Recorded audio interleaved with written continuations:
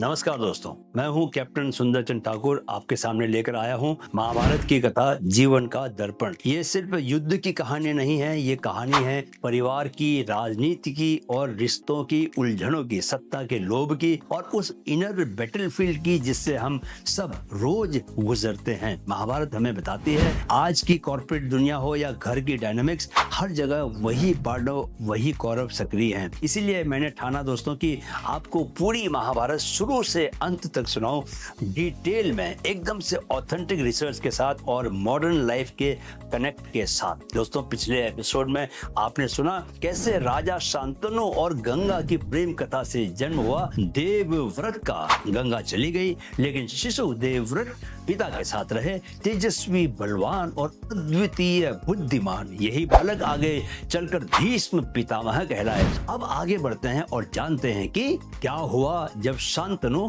सत्यवती से मिलते हैं। समय बीता, गंगा देवी चली गई और देवव्रत जो आगे चलकर भीष्म कहलाने वाले हैं दोस्तों, अपने पिता राजा शांतनु के साथ महल में रहने लगे। हस्तिनापुर में सब कुछ स्थिर था लेकिन राजा शांतनु का जीवन भीतर से खाली। गंगा के चले जाने के बाद उनके मन में एक अधूरापन रह गया था। एक दिन राजा शिकार के लिए गंगा किनारे पहुंचे। वहां उन्होंने देखा एक साधारण नाव पर बैठी एक युवती नाव खे रही थी। उसका रूप तेजस्वी था, आंखों में गहराई और चेहरे पर अद्भुत आभा थी। उस युवती का नाम था सत्यवती। लोग उसे मत्स्य गंधा भी कहते थे क्योंकि उसके शरीर से मछलियों की हल्की सी गंध आती थी। राजा शांतनु उसे देखते ही मोहित हो गए। यह कोई क्षणिक आकर्षण नहीं था दोस्तों, उनके भीतर गहराई से लगाव जागा, एकदम आत्मा की गहराई तक का। उनके मन ने कहा, यही स्त्री मेरी रानी बनेगी। शांतनु ने सत्यवती के पिता दशरथ से विवाह का प्रस्ताव रखा। पिता ने कहा, राजन, यह सम्मान की बात है कि आप मेरी बेटी को रानी बनाना चाहते हैं, लेकिन एक शर्त है, मेरी बेटी के गर्भ से जो पुत्र जन्म लेंगे वही हस्तिनापुर के उत्तराधिकारी भी बनेंगे। अगर आप यह वचन नहीं देते तो यह विवाह संभव नहीं है। यानी अगर आप चाहते हैं कि आप मेरी बेटी से विवाह करें तो आपको यह वचन देना होगा। यह शर्त सुनकर राजा शांतनु का हृदय टूट गया क्योंकि उनके पास पहले से उत्तराधिकारी था। कौन? देवव्रत, गंगा का पुत्र। यह सिर्फ उत्तराधिकारी ही नहीं दोस्तों, बल्कि तेज और पराक्रम से भरा हुआ युवक था। उसे गद्दी से वंचित करना न न्याय संगत था न धर्म संगत। राजा ने कोई उत्तर नहीं दिया और भारी मन से वहां से लौट आए। महल पहुंचने के बाद भी उनका मन व्यथित बना रहा। वह खा नहीं पा रहे थे, सो नहीं पा रहे थे। उनकी आंखों में वही युवती बार बार आ रही, लेकिन उनका हृदय दो हिस्सों में बट गया था। एक और प्रेम और आकर्षण, गहरा आकर्षण जिसने उनकी आत्मा को भी अपने वश में कर लिया था, और दूसरी ओर कर्तव्य और उत्तराधिकार का धर्म। देवव्रत ने जब यह देखा, उन्होंने पिता के चेहरे पर वह पीड़ा पढ़ ली जो शब्दों में नहीं कही जा सकती थी। और यहीं से आगे की कथा मोड़ लेती है दोस्तों। क्या मोड़ लेती है? देवव्रत एक बहुत ही बुद्धिमान और संवेदनशील पुत्र थे। वे केवल शस्त्र विद्या में ही नहीं, अपने पिता के मन की गहराई पढ़ने में भी उतने ही निपुण थे। राजा शांतनु सत्यवती से विवाह न कर पाने के कारण उदास रहने लगे थे, बहुत ज्यादा उदास। वे राजकाज और शिकार से विमुख हो गए। देवव्रत ने जब इतना ज्यादा देखा तो पिता से कारण पूछा, लेकिन राजा ने मौन साध ली। तब राजसभा के कुछ पुराने मंत्रियों ने देवव्रत को बताया कि महाराज सत्यवती से विवाह करना चाहते हैं, लेकिन उसकी शर्तों के कारण दुखी हैं। किसकी शर्तों के कारण? उसके पिता की शर्तों के कारण। देवव्रत यह सुनकर विचलित हो गए। उन्हें लगा, अगर पिता के जीवन में अधूरापन है तो पुत्र होकर मेरा कर्तव्य है कि उसे पूरा करूं। उन्होंने बिना देर किए अपने घोड़े पर सवार होकर सत्यवती के पिता दशरथ के पास जाने का निश्चय किया। वहां पहुंचकर उन्होंने दृढ़ स्वर में कहा, महाराज, आपकी बेटी सत्यवती मेरे पिता के जीवन की खुशी है और मैं चाहता हूँ कि मेरे पिता का जीवन अधूरा न रहे। इसलिए मैं आपको वचन देता हूँ, मैं कभी भी हस्तिनापुर की गद्दी पर अधिकार नहीं करूंगा। सिंहासन केवल सत्यवती के पुत्रों का होगा। दशरथ गंभीर हो गए। उन्होंने कहा, राजकुमार, आपकी बात में दृढ़ता तो है, लेकिन सोचिए, अगर आप विवाह करेंगे आपके पुत्र पैदा होंगे, क्या वे गद्दी पर अधिकार नहीं मांगेंगे? क्या वे अपने हक के लिए संघर्ष नहीं करेंगे? यह सुनकर देवव्रत के चेहरे पर तेज और गंभीरता आ गई। उन्होंने दोनों हाथ आकाश की ओर उठाए और प्रण लिया, मैं प्रतिज्ञा करता हूँ कि आजीवन ब्रह्मचारी रहूंगा, मैं कभी विवाह नहीं करूंगा, मेरी कोई संतान नहीं होगी, मेरी निष्ठा केवल और केवल हस्तिनापुर और उसके सिंहासन की रक्षा के लिए होगी और मैं अपने जीवन को सदैव निस्वार्थ भाव से इस राज्य के लिए समर्पित कर दूंगा। दुनिया स्तब्ध रह गई। जैसे ही देवव्रत ने यह प्रतिज्ञा ली, धरती और आकाश गूंज उठे। ऋषि मुनि, देवता और गंधर्व सब चकित रह गए। उन्होंने कहा, इतना भयंकर व्रत किसी ने पहले कभी नहीं लिया। उसी क्षण देवव्रत को भीष्म कहा जाने लगा। भीष्म यानी वह जिसकी प्रतिज्ञा सुनकर दुनिया भी कांप उठे। यही था वह क्षण जिसने इतिहास बदल दिया।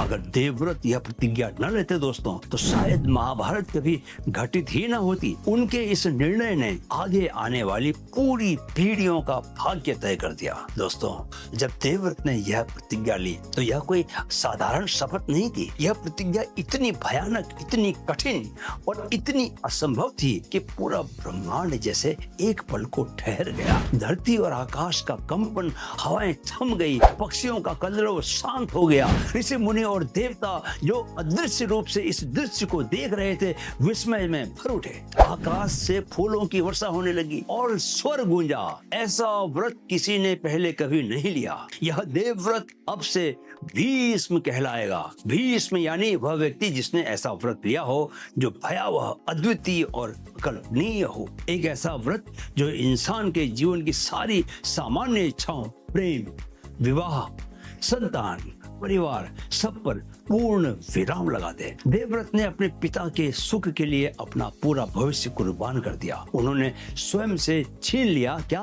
पति बनने का अधिकार, पिता बनने की अनुभूति, वंश चलाने का अवसर। उन्होंने अपने जीवन को केवल एक वचन में बांध दिया, मेरा अस्तित्व अब से केवल हस्तिनापुर और उसके सिंहासन की रक्षा के लिए है। यही एक प्रतिज्ञा आगे चलकर पूरे इतिहास का रुख बदल गई, क्योंकि अगर भीष्म विवाह करते और उनकी संतान होती तो हस्तिनापुर का उत्तराधिकारी कभी संकट में न पड़ता। न तो दुर्योधन और युधिष्ठिर में गद्दी का संघर्ष होता, न ही कौरव और पांडव के बीच वह भीषण युद्ध होता जिसे हम महाभारत कहते हैं। एक प्रतिज्ञा, एक बलिदान और पूरी सभ्यता का भाग्य बदल गया। यही कारण है कि भीष्म आज भी त्याग, वचन और अनुशासन के प्रतीक माने जाते हैं। लेकिन उनकी यही प्रतिज्ञा उन्हें एक ऐसे संघर्ष में बांध देती है जहाँ वे अन्याय देखकर भी चुप रहते हैं। उनका जीवन प्रेरणा भी है और चेतावनी भी है। उस क्षण देवव्रत अब देवव्रत नहीं रहे, अब बन गए वो भीष्म पितामह।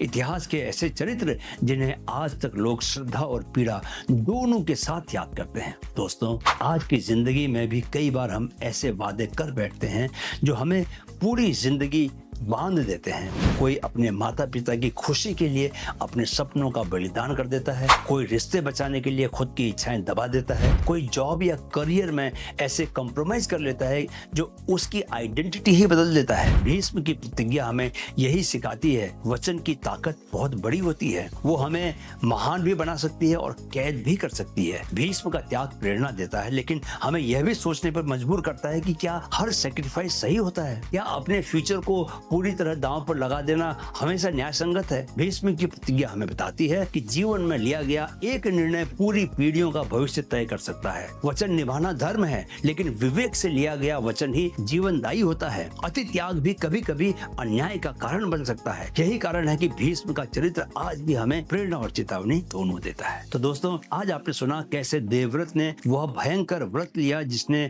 उन्हें बना दिया भीष्म पितामह। उनकी प्रतिज्ञा ने उनके पिता को तो खुशी दी, लेकिन आगे चलकर उसी प्रतिज्ञा ने महाभारत का बीज गहराई से बो दिया। अगले एपिसोड में हम जानेंगे सत्यवती और शापित संतानें कैसे शुरू हुई, हस्तिनापुर की असली जटिलता, कैसे सत्यवती के पुत्र और उनके वंशज सत्ता की लड़ाई को जन्म देते हैं। याद रखिए, महाभारत सिर्फ इतिहास नहीं, यह हमारे जीवन का दर्पण है। मिलते हैं अगले एपिसोड में। अगर इस कथा से आपको कुछ सीख मिली तो इसे अपने दोस्तों और परिवार के साथ शेयर करें। वीडियो को लाइक करना ना भूलें, और अगर आपने अब तक नहीं किया तो चैनल को सब्सक्राइब जरूर कर लें ताकि अगला एपिसोड आप तक पहुंच जाए। वीडियो देखने के लिए बहुत बहुत आभार। मेरे साथ कहें, मन में है तो मुमकिन है। जय श्री कृष्ण।